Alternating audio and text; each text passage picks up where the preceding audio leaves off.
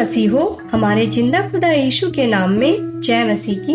प्रभु की कहानियाँ चैनल में आप सभी का स्वागत है। हमारे इस चैनल को सब्सक्राइब करें और बेल आइकन को जरूर दबाएं।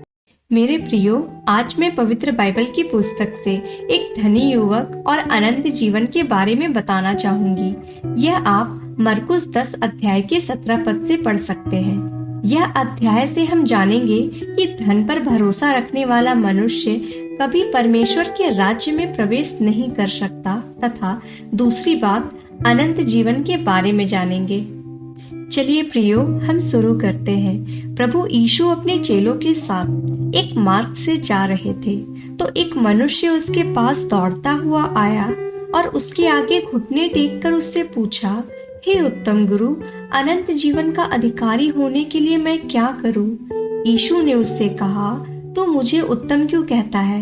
कोई उत्तम नहीं, केवल एक, अर्थात परमेश्वर। प्रियो, आपके मन में एक सवाल जरूर आया होगा कि प्रभु यीशु परमेश्वर के पुत्र होने के बावजूद और परमेश्वर का प्रतिरूप होने के बावजूद ऐसा क्यों कहते हैं? तू मुझे उत्तम क्यों कहता है? कोई उत्तम नहीं, केवल एक, अर्थात परमेश्वर। प्रियो, प्रभु यीशु इस बात के द्वारा हमें यह सिखा रहे थे कि चाहे हमारे पास जितना भी ज्ञान बुद्धि क्यों ना हो, तब भी हमें इस दुनिया में एक दीन मनुष्य बनकर ही रहना है। क्योंकि ऐसा अक्सर होता है कि जब भी परमेश्वर हमारे द्वारा ज्ञान व बुद्धि या चिन्ह चमत्कारों को प्रकट करते हैं तो हम अपने आप को बड़ा समझने लग जाते हैं या खुद को इस योग्य समझने लगते हैं और हम यह भूल जाते हैं कि परमेश्वर हमारे द्वारा अपने सामर्थ्य को प्रकट करता है।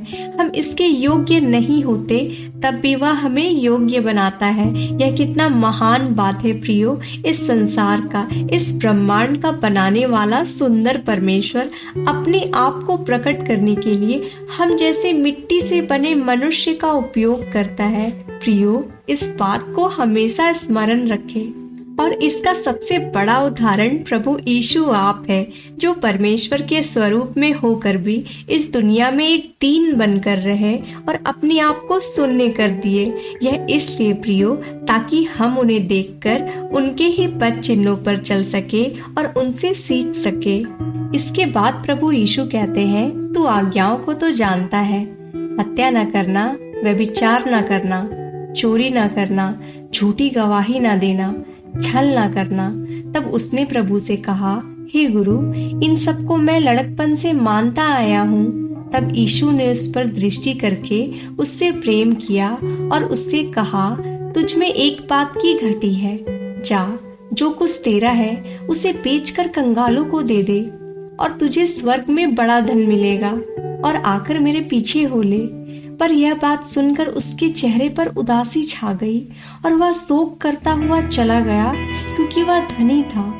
प्रियो, हम देखते हैं कि यह धनी मनुष्य परमेश्वर के कुछ आज्ञाओं को मानता तो था, पर उसमें सबसे बड़ी कमी थी कि वह अपने धन पर भरोसा रखता था। इसी कमी को देखते हुए प्रभु यीशु उससे कहते हैं, तू अपना सारा धन कंगालों को दे दे और तुझे स्वर्ग में धन मिलेगा और मेरे पीछे हो ले। प्रियो, वचन में लिखा है, तुम परमेश्वर और धन दोनों की सेवा नहीं कर सकते, क्योंकि वह एक से प्रेम और दूसरे से बैर रखेगा। हम यह अच्छे से जानते हैं कि धनवान होना परमेश्वर की दृष्टि में बुरा नहीं, क्योंकि वह परमेश्वर की ओर से ही होता है। पर धन पर मन लगाना यह परमेश्वर की दृष्टि में ठीक नहीं, क्योंकि एक धनी व्यक्ति अपना सारा जीवन धन कमाने, उसे जमा करने में बिता देता है और यह सोचता है कि पैसों के द्वारा वह सब कुछ कर सकता है। और अगर उसके जीवन में विपत्ति आता भी है तो उसका भरोसा अपने कमाए हुए धन पर रहता है। पर प्रियो, ऐसा व्यक्ति कभी भी परमेश्वर के राज्य को अपने जीवन में नहीं देख सकता और ना ही उसमें प्रवेश कर सकता है, क्योंकि उसने अपना जीवन में सब कुछ धन को ही माना है।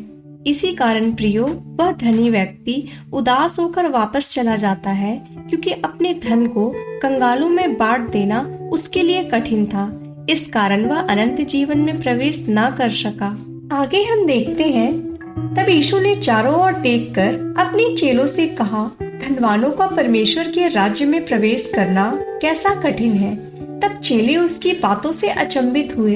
इस पर यीशु ने फिर उनसे कहा, हे बालकों, जो धन पर भरोसा रखते हैं उनके लिए परमेश्वर के राज्य में प्रवेश करना कैसा कठिन है।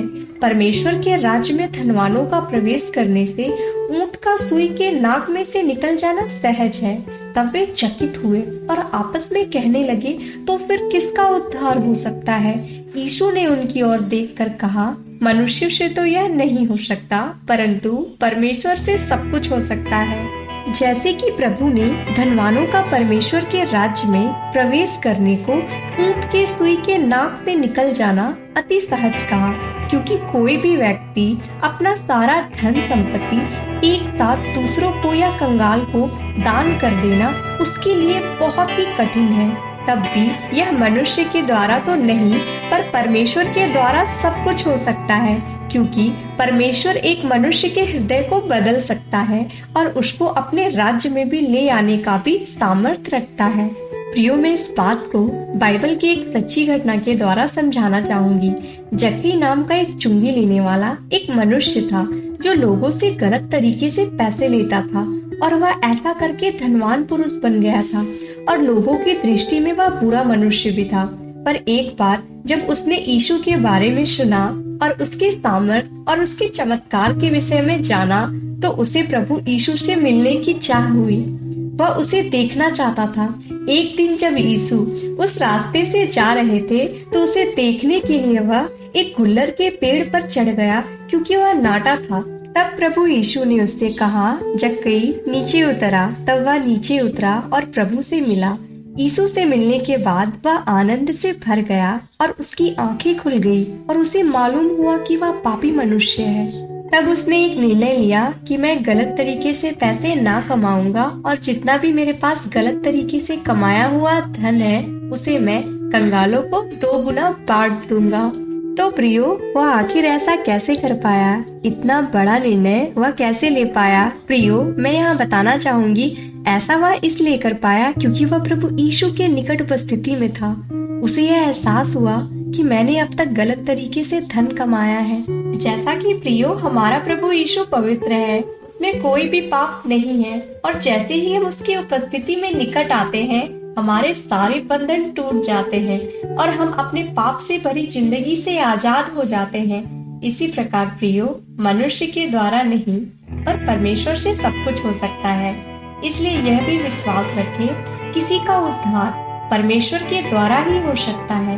वह ही मनुष्य के हृदय को बदल सकता है। आगे हम देखते हैं प्रियो, पतरस प्रभु से कहने लगा, देख, हम तो सब कुछ छोड़कर तेरे पीछे हो लिए हैं। यीशु ने कहा, मैं तुमसे सच कहता हूँ कि ऐसा कोई नहीं जिसने मेरे और सुसमाचार के लिए घर या भाइयों बहनों या माता पिता या बाल बच्चों या खेतों को छोड़ दिया हो और अब इस समय 100 गुना ना पाए, घरों और भाइयों और बहनों और माताओं और बाल बच्चों और खेतों को, पर सताव के साथ और परलोक में अनंत जीवन।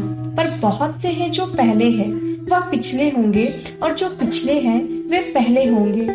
इस वचन से यह स्पष्ट होता है कि जो मनुष्य परमेश्वर के सुसमाचार का प्रचार करने या परमेश्वर की सेवा करने के लिए अपना सब कुछ छोड़ देता है, उसे परमेश्वर द्वारा इस जीवन में 100 गुना आशीष मिलता है, और उसके साथ परमेश्वर उन्हें अनंत जीवन भी देता है। यह कितना अद्भुत आशीष है प्रियो, जो परमेश्वर ने अपने प्रेम करने वालों के लिए रखा है।